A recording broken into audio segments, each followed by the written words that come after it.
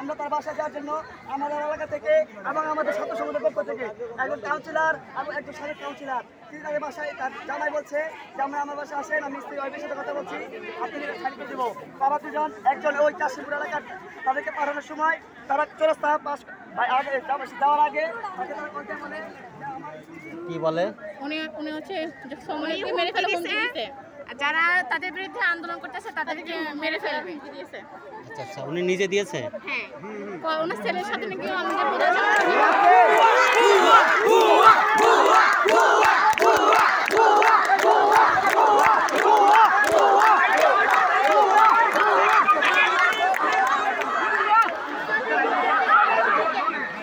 একটু সাইড দেন।